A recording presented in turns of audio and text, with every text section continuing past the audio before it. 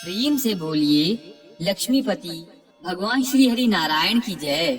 भक्तजनों, यहाँ हम गजेंद्र मोक्ष को उसके मूल स्वरूप में प्रस्तुत कर रहे हैं। हमारे द्वारा प्रस्तुत की गई यह पहली गजेंद्र मोक्ष की कथा है, जिसमें हमने श्री सुखदेव जी द्वारा वर्णित सर्वप्रथम ग्रह के द्वारा गजेंद्र का पकड़े जाना, उसके पश्चात गजेंद्र द्वारा भगवान की स्तुति और उसका संकट से मुक्त होना, तत्पश्चात गजेंद्र और ग्रह के पूर्व जन्म का विवरण और उनका उद्धार की कथा सम्मिलित की गई है। श्रोताओं, गजेंद्र मोक्ष एक अत्यंत प्रभावशाली स्तोत्र है। इसके पाठ एवं श्रवण से सब प्रकार के कष्टों से मुक्ति मिल जाती है। इसे पढ़ने और सुनने से भगवान श्री हरि बहुत प्रसन्न होते हैं तथा अपने भक्तों के हर कष्ट का समूल नाश कर दुख और पीड़ा से उसे उसी प्रकार से बाहर ले आते हैं, जैसे संकट में पड़े गजेंद्र को स्तुति करने पर बाहर ले आए थे तथा ग्रह का एक ही क्षण में वध कर दिया था। तो आइए हम प्रेम पूर्वक लक्ष्मीपति श्री हरि नारायण के चरणों में ध्यान लगाकर इस गजेंद्र मोक्ष की कथा का श्रवण करते हैं। जय श्री हरि। जब श्री सुखदेव जी राजा परीक्षित को मनवंतरों तथा हरि मेधा ऋषि की पत्नी हरिणी के गर्भ से हरि के रूप में भगवान के अवतार की कथा सुना रहे थे, तभी राजा परीक्षित ने प्रेम पूर्वक श्री सुखदेव जी से आग्रह किया, मुनिवर, हम आपसे यह सुनना चाहते हैं कि भगवान ने गजेंद्र को ग्रह के फंदे से कैसे छुड़ाया था। सब कथाओं में वही कथा परम पुण्यमय, प्रशंसनीय, मंगलकारी और शुभ है, जिसमें महात्माओं के द्वारा गान किए हुए भगवान श्री हरि के पवित्र यश का वर्णन है। इस प्रकार कहकर राजा परीक्षित आमरण अनशन करके कथा सुनने के लिए बैठ गए। उन्होंने जब श्री सुखदेव जी महाराज को इस प्रकार कथा कहने के लिए प्रेरित किया, तब वे बड़े आनंदित हुए और प्रेम से परीक्षित का अभिनंदन करके मुनियों की भरी सभा में सर्वप्रथम उन्होंने ग्रह के द्वारा गजेंद्र के पकड़े जाने की कथा सुनाई। श्री सुखदेव जी ने कहा, परीक्षित, क्षीर सागर में त्रिकूट नाम का एक प्रसिद्ध सुंदर एवं श्रेष्ठ पर्वत था। वह 10,000 योजन ऊंचा था। उसकी लंबाई चौड़ाई भी चारों ओर इतनी ही थी। उसके चांदी, लोहे और सोने के 3 शिखरों की छटा से समुद्र, दिशाएं और आकाश जगमगाते थे। और भी उसके कितने ही शिखर ऐसे थे जो रत्नों और धातुओं की रंग बिरंगी छटा से दिखते हुए सब दिशाओं को प्रकाशित कर रहे थे। उसमें विविध जाति के वृक्ष, लताएं और झाड़ियां थीं। झरनों की झरझर से वह गुंजायमान होता रहता था। सब ओर से समुद्र की लहरें आ आकर उस पर्वत के निचले भाग से टकराती। उस समय ऐसा जान पड़ता मानो वे पर्वत राज के पांव पखार रही हों। उस पर्वत के हरे पन्नों के पत्थरों से वहां की भूमि ऐसी सांवली हो गई थी जैसे उस पर हरी भरी दूब लग रही हो। उसकी कंदराओं में सिद्ध, चारण, गंधर्व, विद्याधर, नाग, किन्नर और अप्सराएं आदि विहार करने के लिए प्रायः बने रहते थे।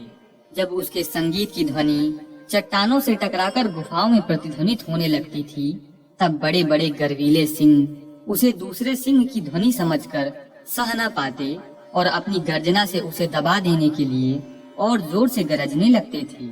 उस समय पर्वत की तलहटी तरह तरह के जंगली जानवरों के झुंडों से सुशोभित रहती थी।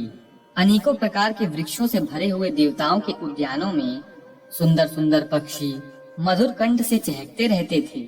उस पर बहुत सी नदियां और सरोवर भी थे। उनका जल बड़ा ही निर्मल था। उनके पुलिन पर मणियों की बालू चमकती रहती थी। उनमें देवांगनाएं स्नान करती थीं, जिससे उनका जल अत्यंत सुगंधित हो जाता था। उनकी सुरभि लेकर भीनी भीनी वायु चलती रहती थी। पर्वतराज त्रिकूट की तराई में भगवत प्रेमी महात्मा भगवान वरुण का एक उद्यान था। उसका नाम था ऋतुमान। उसमें देवांगनाएं क्रीड़ा करती रहती थीं। उसमें सब ओर से ऐसे दिव्य वृक्ष शोभायमान थे जो फलों और फूलों से सर्वदा लदे ही रहते थे। उस उद्यान में मंदार, पारिजात, गुलाब, अशोक, चंपा, तरह तरह के आम, पयाल, कटहल, आमला, सुपारी, नारियल, खजूर, बिजौरा, महुआ, खासू, ताड़, तमाल, असन, अर्जुन, रीठा, गुलर, पाकर, बरगद, पलास, चंदन, नीम, कचनार, साल, देवदारू, दाख, ईख, केला, जामुन, बेर, रुद्राक्ष, हर्रे, आंवला, बेल, कैथ, नींबू और भिलावे आदि के वृक्ष लहराते रहते थे। उस उद्यान में एक बड़ा भारी सरोवर था। उसमें सुनहले कमल खिल रहे थे और भी विविध जात के कुमुद, उत्पल, कलहार, शतदल आदि के कमलों की अनूठी छटा छिटक रही थी।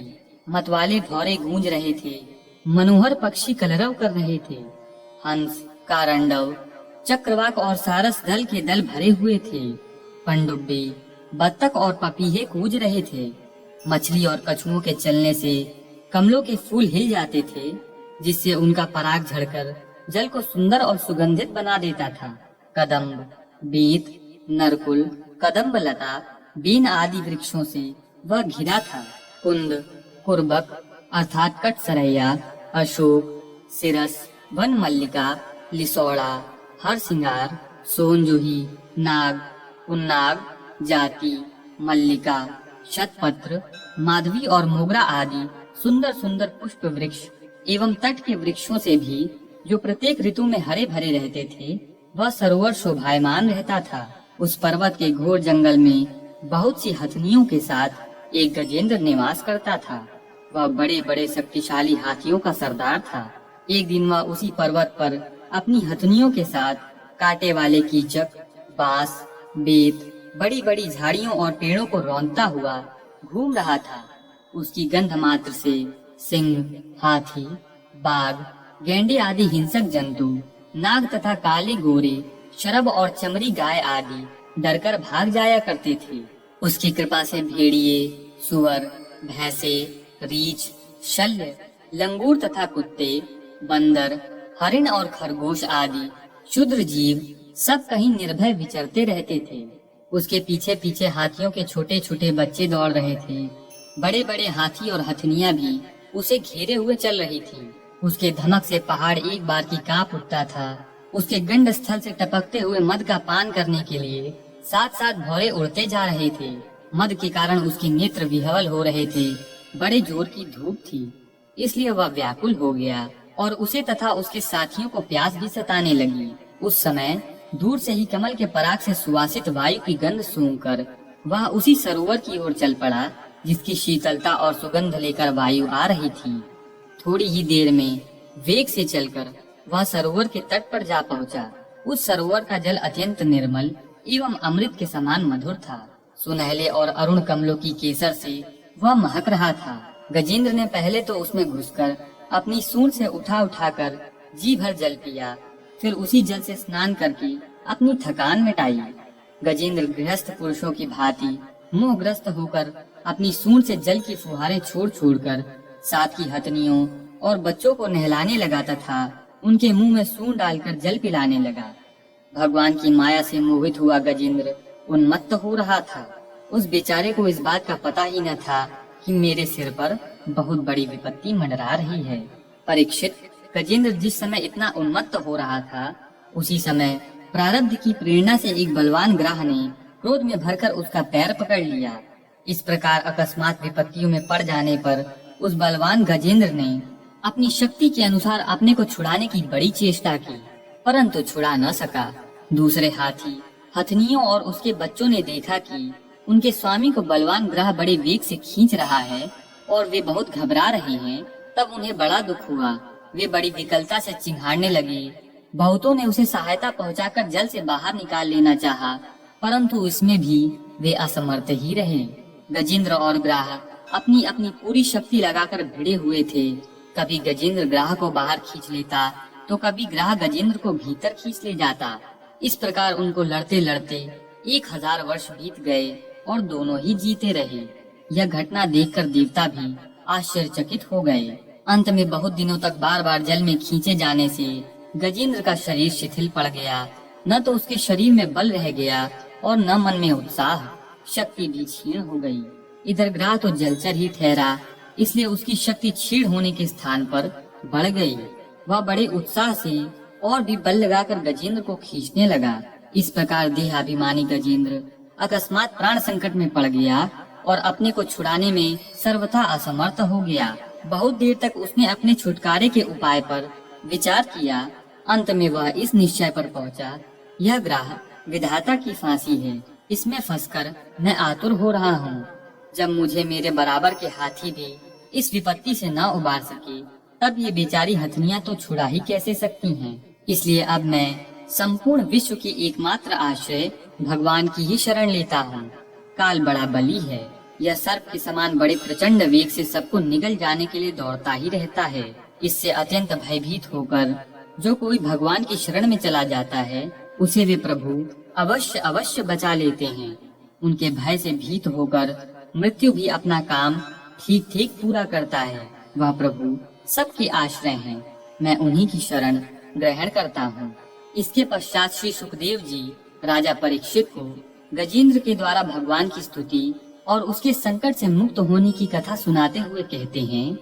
श्री सुखदेव जी बोले, परीक्षित, अपनी बुद्धि से ऐसा निश्चय करके गजेंद्र ने अपने मन को हृदय में एकाग्र किया और फिर पूर्व जन्म में सीखे हुए श्रेष्ठ स्तोत्र के जप के द्वारा भगवान की स्तुति करने लगा। गजेंद्र ने कहा, जो जगत के मूल कारण हैं और सबके हृदय में पुरुषों के रूप में विराजमान है एवं समस्त जगत के एकमात्र स्वामी हैं, जिनके कारण इस संसार में चेतना का विस्तार होता है, उन भगवान को मैं नमस्कार करता हूँ, प्रेम से उनका ध्यान करता हूँ।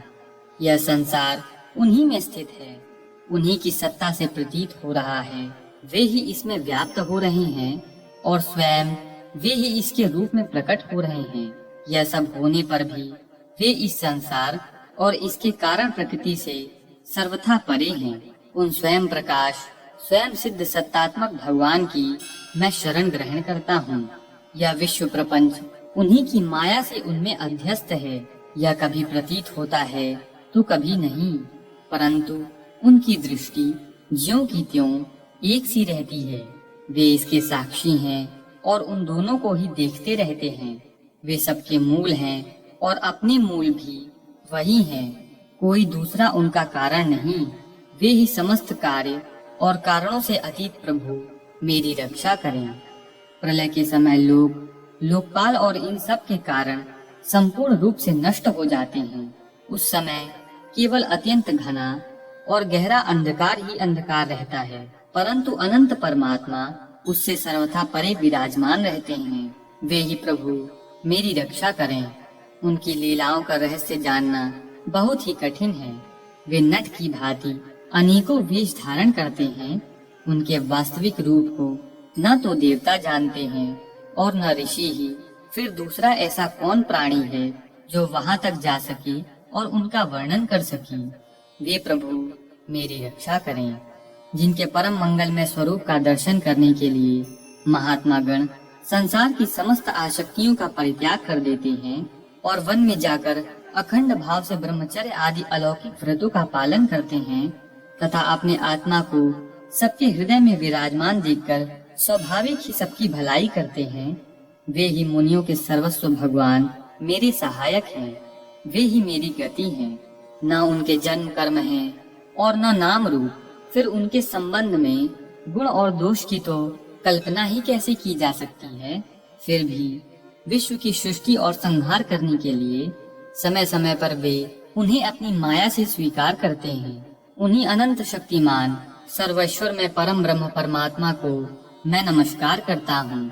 वे अरूप होने पर भी बहुरूप हैं। उनके कर्म अत्यंत आश्चर्यमय हैं। मैं उनके चरणों में नमस्कार करता हूँ। स्वयं प्रकाश सबके साक्षी परमात्मा को मैं नमस्कार करता हूँ। जो मन, वाणी और चित्त से अत्यंत दूर हैं, उन परमात्मा को मैं नमस्कार करता हूँ। विवेकी पुरुष कर्म संन्यास अथवा कर्म समर्पण के द्वारा अपना अंतःकरण शुद्ध करके जिन्हें प्राप्त करते हैं तथा जो स्वयं तो नित्य मुक्त परमानंद एवं ज्ञान स्वरूप हैं ही, दूसरों को कैवल्य मुक्ति देने की सामर्थ्य भी केवल उन्हीं में है।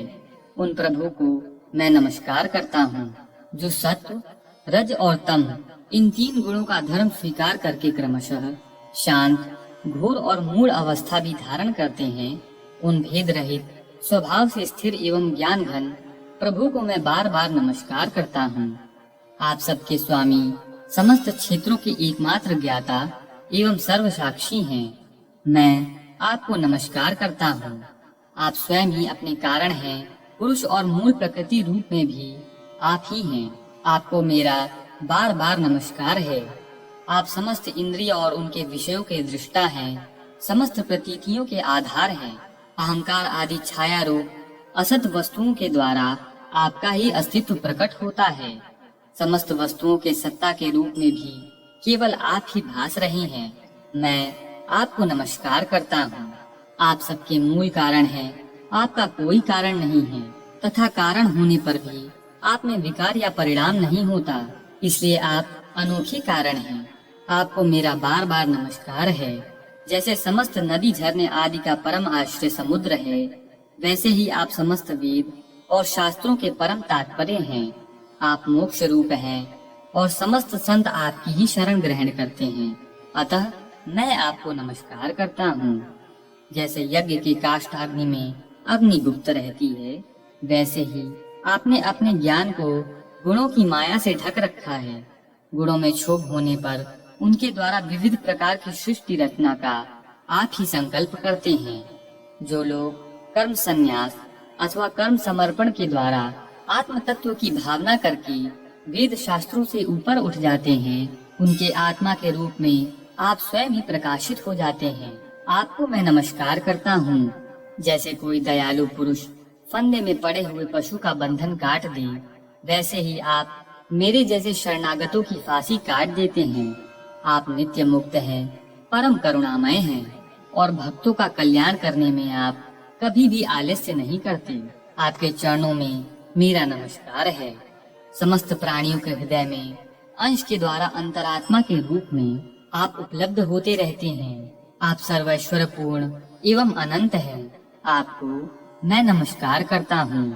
जो लोग शरीर, पुत्र, गुरुजन, गृह संपत्ति और स्वजनों में आसक्त हैं, उन्हें आपकी प्राप्ति अत्यंत कठिन है, क्योंकि आप स्वयं गुणों की आसक्ति से रहित हैं। जीवन मुक्त पुरुष अपने हृदय में आपका निरंतर चिंतन करते रहते हैं। उन सर्वैश्वर्य पूर्ण ज्ञान स्वरूप भगवान को मैं नमस्कार करता हूँ। धर्म, अर्थ, काम और मोक्ष की कामना से मनुष्य उन्हीं का भजन करके अपनी अभीष्ट वस्तु प्राप्त कर लेते हैं। इतना ही नहीं, वे उनको भी सभी प्रकार का सुख देते हैं और अपने ही जैसा अविनाशी पार्षद शरीर भी देते हैं। वे ही परम दयालु प्रभु मेरा उद्धार करें। जिनके अनन्य प्रेमी भक्तजन उन्हीं की शरण में रहते हुए उनसे किसी भी वस्तु की, यहाँ तक कि मोक्ष की भी अभिलाषा नहीं करते, केवल उनकी परम दिव्य मंगलमय लीलाओं का ज्ञान करते हुए आनंद के समुद्र में निमग्न रहते हैं। जो अविनाशी, सर्वशक्तिमान, अव्यक्त, इंद्रियातीत और अत्यंत सूक्ष्म है, जो अत्यंत निकट रहने पर भी बहुत दूर जान पड़ते हैं। जो आध्यात्मिक योग अर्थात ज्ञान योग या भक्ति योग के द्वारा प्राप्त होते हैं, उन्हीं आदि पुरुष अनंत एवं परिपूर्ण परम ब्रह्म परमात्मा की मैं स्तुति करता हूँ। जिनकी अत्यंत छोटी कला से अनेकों नाम रूप के भेद भाव से युक्त ब्रह्मा आदि देवता, वेद और चराचर लोकों की सृष्टि हुई है। जैसे धधकती हुई आग से लपटे और प्रकाशमान सूर्य से उनकी किरणें बार बार निकलती रहती हैं और लीन होती रहती हैं, वैसे ही जिन स्वयं प्रकाश परमात्मा से बुद्धि, मन, इंद्रिय और शरीर, जो गुणों के प्रवाह रूप हैं, बार बार प्रकट होते हैं तथा लीन हो जाते हैं, वे भगवान न देवता हैं और न असुर। वे मनुष्य और पशु पक्षी भी नहीं, न वे स्त्री हैं, न पुरुष और न नपुंसक। वे कोई साधारण या असाधारण प्राणी भी नहीं, न वे गुण हैं और न कर्म, न कार्य हैं और न तो कारण ही। सबका निषेध हो जाने पर जो कुछ भी बचा रहता है, वही उनका स्वरूप है तथा वे ही सब कुछ हैं। वे ही परमात्मा मेरे उद्धार के लिए प्रकट हों। मैं जीना नहीं चाहता। यह हाथी की योनि बाहर और भीतर सब ओर से अज्ञान रूप आवरण के द्वारा ढकी हुई है। इसको रखकर करना ही क्या है। मैं तो आत्म प्रकाश को ढकने वाले उस अज्ञान रूप आवरण से छूटना चाहता हूँ, जो काल क्रम से अपने आप नहीं छूट सकता, जो केवल भगवत कृपा अथवा तत्व ज्ञान के द्वारा ही नष्ट होता है। इसलिए मैं उन परम ब्रह्म परमात्मा की शरण में हूँ, जो विश्व रहित होने पर भी विश्व के रचयिता और विश्वरूप हैं, साथ ही जो विश्व की अंतरात्मा के रूप में विश्व रूप सामग्री से क्रीड़ा भी करते रहते हैं। उन अजन्मा परम पद स्वरूप ब्रह्म को मैं नमस्कार करता हूँ। योगी लोग योग के द्वारा कर्म वासना और कर्म फल को भस्म करके अपने योग शुद्ध हृदय में जिन योगेश्वर भगवान का साक्षात्कार करते हैं, उन प्रभु को मैं नमस्कार करता हूँ। प्रभु, आपकी 3 शक्तियों सत्व, रज और तम के रागादि वेग असह्य हैं। समस्त इंद्रियों और मन के विषयों के रूप में भी आप ही प्रतीत हो रहे हैं। इसलिए जिनकी इंद्रियां वश में नहीं हैं, वे तो आपकी प्राप्ति का मार्ग भी नहीं पा सकते।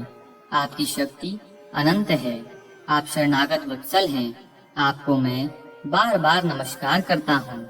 आपकी माया अहम बुद्धि से आत्मा का स्वरूप ढक गया है। इससे यह जीव अपने स्वरूप को नहीं जान पाता। आपकी महिमा अपार है।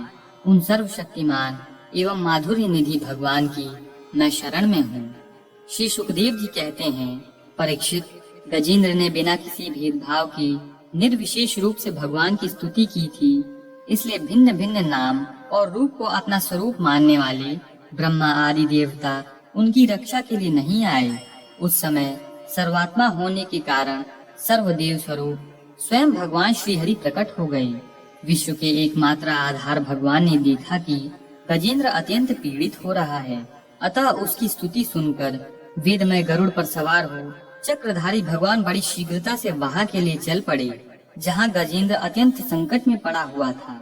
उनके साथ स्तुति करते हुए देवता भी वहां आए। सरोवर के भीतर बलवान ग्रह ने गजेंद्र को पकड़ रखा था और वह अत्यंत व्याकुल हो रहा था। जब उसने देखा कि आकाश में गरुड़ पर सवार होकर हाथों में चक्र लिए भगवान श्री हरि आ रहे हैं, तब अपनी सूंड में कमल का एक सुंदर पुष्प लेकर उसने ऊपर को उठाया और बड़े कष्ट से बोला, नारायण जगत गुरु भगवान, आपको नमस्कार है। जब भगवान ने देखा कि गजेंद्र अत्यंत पीड़ित हो रहा है, तब वह एक बारगी गरुड़ को छोड़कर कूद पड़े और कृपा करके गजेंद्र के साथ ही ग्रह को भी बड़ी शीघ्रता से सरोवर के बाहर निकाल लाए।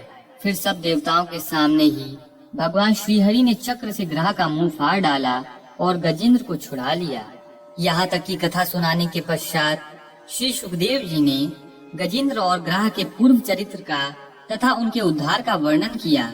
श्री सुखदेव जी ने कहा, परीक्षित, उस समय श्री ब्रह्मा जी, भगवान शंकर आदि देवता, ऋषि और गंधर्व श्री हरि भगवान के इस कर्म की प्रशंसा करने लगी तथा उनके ऊपर फूलों की वर्षा करने लगे। स्वर्ग में दुंदुभियां बजने लगी, गंधर्व नाचने गाने लगे, ऋषि, चारण और सिद्धगण भगवान पुरुषोत्तम की स्तुति करने लगे। इधर वह ग्राह तुरंत ही परम आश्चर्यमय दिव्य शरीर से संपन्न हो गया। यह ग्राह इसके पहले हुहु नाम का एक श्रेष्ठ गंधर्व था। देवल के शाप से उसे यह गति प्राप्त हुई थी। अब भगवान की कृपा से वह मुक्त हो गया। उसने सर्वेश्वर भगवान के चरणों में सिर रखकर प्रणाम किया। इसके बाद वह भगवान के सुयश का गान करने लगा। वास्तव में अविनाशी भगवान ही सर्वश्रेष्ठ कीर्ति संपन्न हैं। उन्हीं के गुण और मनोहर लीलाएं गान करने योग्य हैं। भगवान के कृपा पूर्ण स्पर्श से उसके सारे पाप ताप नष्ट हो गए। उसने भगवान की परिक्रमा करके उनके चरणों में प्रणाम किया और सबके देखते देखते अपने लोक की यात्रा की। गजेंद्र भी भगवान का स्पर्श प्राप्त होते ही अज्ञान के बंधन से मुक्त हो गया। उसे भगवान का ही रूप प्राप्त हो गया। वह पीताम्बरधारी एवं चतुर्भुज बन गया। गजेंद्र पूर्व जन्म में द्रविड़ देश का पांड्य वंशी राजा था। उसका नाम था इंद्रदुम्न।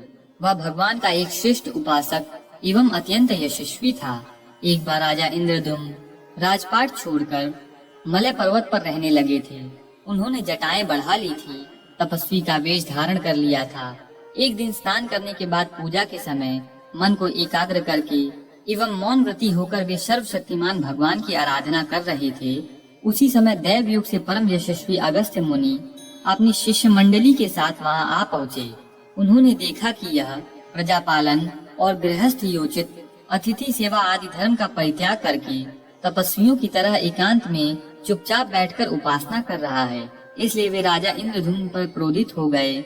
उन्होंने राजा को यह शाप दिया, इस राजा ने गुरुजनों से शिक्षा नहीं ग्रहण की है, अभिमानवश परोपकार से निवृत्त होकर मनमानी कर रहा है। ब्राह्मणों का अपमान करने वाला यह हाथी के समान जड़ बुद्धि है, इसलिए इसे वही घोर अज्ञानमयी हाथी की योनि प्राप्त हो। शाप एवं वरदान देने में समर्थ अगस्त्य ऋषि इस प्रकार शाप देकर अपनी शिष्य मंडली के साथ वहां से चले गए। राजश्री इंद्रदुम्न ने यह समझकर संतोष किया कि यह मेरा प्रारब्ध ही था। इसके बाद आत्मा की विस्मृति करा देने वाली हाथी की योनि उन्हें प्राप्त हुई, परंतु भगवान की आराधना का ऐसा प्रभाव है कि हाथी होने पर भी उन्हें भगवान की स्मृति हो ही गई। भगवान श्री हरि ने इस प्रकार गजेंद्र का उद्धार करके उसे अपना पार्षद बना लिया। गंधर्व, सिद्ध, देवता उनकी इस लीला का गान करने लगे और वे पार्षद रूप गजेंद्र को साथ ले गरुड़ पर सवार होकर अपने अलौकिक धाम को चले गए। इसके पश्चात श्री सुखदेव जी बोले, परीक्षित, मैंने भगवान श्री कृष्ण की महिमा तथा गजेंद्र के उद्धार की कथा तुम्हें सुना दी है। यह प्रसंग सुनने वालों के कलिमल और दुख स्वप्न को मिटाने वाला एवं यश, उन्नति और स्वर्ग देने वाला है। इससे कल्याणकामी द्विजगण दुख स्वप्न आदि की शांति के लिए प्रातः काल जगते ही पवित्र होकर इसका पाठ करते हैं। परीक्षित, गजेंद्र की स्तुति से प्रसन्न होकर सर्वव्यापक एवं सर्वभूत स्वरूप श्री हरि भगवान ने सब लोगों के सामने ही उसे यह बात कही थी। श्री भगवान ने कहा था, जो लोग रात के पिछले पहर में उठकर इंद्रिय निग्रह पूर्वक एकाग्र चित्त से मेरा, गजेंद्र का तथा इस सरोवर, पर्वत एवं कंदरा, वन, बीत, कीचक और बांस के झुरमुट, यहाँ के दिव्य वृक्ष तथा पर्वत के शिखर, मेरे, ब्रह्मा जी और भगवान शिव के निवास स्थान, मेरे प्यारे धाम क्षीर सागर, प्रकाश में श्वेत द्वीप, श्रीवत्स, कौस्तुभ मणि, वनमाला, मेरी कौमुद की गदा, सुदर्शन चक्र, मेरे शंख, पक्षीराज गरुड़, मेरे सूक्ष्म कला स्वरूप शेष जी, मेरे आश्रम में रहने वाली लक्ष्मी देवी, ब्रह्मा जी, देवर्षि नारद, भगवान शंकर जी तथा भक्त राज प्रहलाद, मत्स्य, कच्छप, 12 आदि अवतारों में किए हुए मेरे अत्यंत पुण्यमय चरित्र, सूर्य, चंद्रमा, अग्नि, ओमकार, सत्य, मूल प्रकृति, गौ, ब्राह्मण, अविनाशी सनातन धर्म, सोम, कश्यप और धर्म की पत्नी दक्ष कन्याएं, गंगा जी, सरस्वती जी, अलकनंदा, यमुना जी, ऐरावत हाथी, भक्त शिरोमणि ध्रुव, 7 ब्रह्म ऋषि और पवित्र कीर्ति अर्थात नल, युधिष्ठिर, जनक आदि महापुरुषों का स्मरण करते हैं, वे समस्त पापों से छूट जाते हैं, क्योंकि ये सब के सब मेरे ही रूप हैं। प्यारे गजेंद्र, जो लोग ब्रह्म मुहूर्त में जगकर तुम्हारी की हुई स्तुति से मेरा स्तवन करेंगे, मैं उन्हें निर्मल बुद्धि का दान करूंगा तथा उन्हें सब कष्टों से मुक्त कर दूंगा। श्री सुखदेव जी कहते हैं, परीक्षित, भगवान ने ऐसा कहकर देवताओं को आनंदित करते हुए अपना श्रेष्ठ शंख बजाया और गरुड़ पर सवार होकर वहां से चले गए। इस प्रकार गजेंद्र मोक्ष की यह परम पावन कथा पूर्ण हुई। प्रेम से बोलिए, लक्ष्मीपति भगवान श्री हरि नारायण की जय। नारायण नारायण श्रीमन्नारायण नारायण नारायण नारायण नारायण भजमन नारायण नारायण नारायण।